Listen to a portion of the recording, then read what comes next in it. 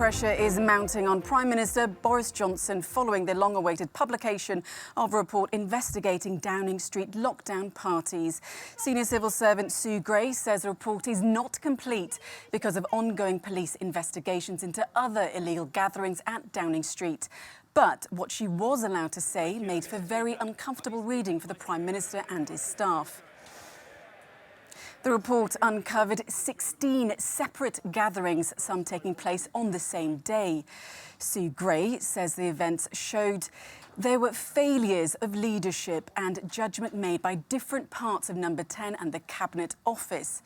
But because of that ongoing criminal investigation by police, the report can only make minimal reference to the gatherings on the dates under police investigation.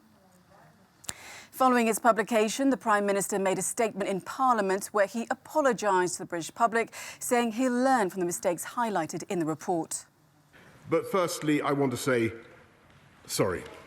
And I'm sorry for the things we simply didn't get right, and also sorry for the way that this matter has been handled. I will be saying more in the coming days about the steps we will take to improve the Number 10 operation and the work of the Cabinet Office, to strengthen Cabinet government and to improve the vital connection between Number 10 and Parliament. Mr. Speaker, I get it and I will fix it. The leader of the opposition Labour Party, Keir Starmer, was damning in his reply to Boris Johnson's statement and the content of Sue Gray's report. He once again called the Prime Minister to resign, saying he's a man without shame. But, Prime Minister, the British public aren't fools. They never believed a word of it. They think the Prime Minister should do the decent thing and resign. Of course he won't, because he is a man without shame. Whatever your politics, whichever party you vote for, honesty and decency matters. Our great democracy depends on it. And cherishing and nurturing British democracy is what it means to be patriotic. There are members opposite who know that, and they know the Prime Minister is incapable of it.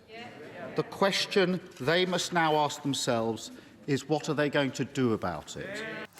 And our correspondent Tig Enright now joins us from London. So, Tig, there's been some real anger we've seen today across the Commons, not just from opposition benches, of course, but from Boris Johnson's own ranks.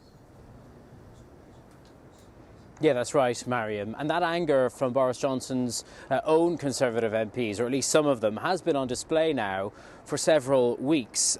Some of it bottled up while they waited for this moment for the Sue Gray report to be published. I think, though, the frustration, compounded by the effective muzzling of Sue Gray and what she could say in her report.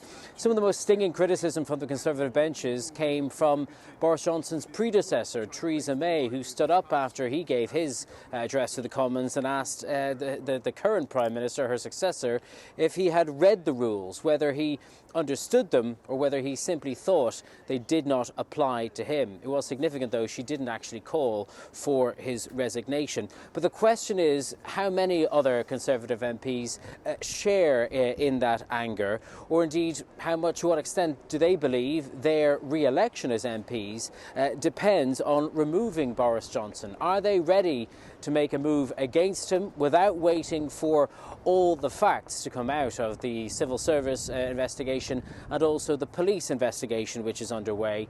That's where this story is going to be moving to next. Mariam? Tig, we're of course waiting for more from Sue Gray, but this update then, it leaves more questions than answers. Take us through what she has said and what she's been able to look at. Yeah, that's right. And it could be some time before we learn any more. Sue Gray has looked at everything. The key thing is what she can actually say about her findings, and crucially the fact that she can't say anything about incidents where there's clear evidence of potential law breaking, because that's what the police's investigation is looking at. So fundamentally it means that she can't talk about the most egregious examples of throwing parties or work events at the height of lockdown. These are the key numbers. 16 parties were in the scope of Sue Gray's inquiry. She believes that 14 of them actually passed the bar for potential breaches of the law, but she said that police are investigating 12 of them. So she's only been able to talk about a quarter of them, I should say. And in drawing her conclusions, she said, though, that there has been this failure of leadership and too little thought given to what the rest of the country was going through at that time.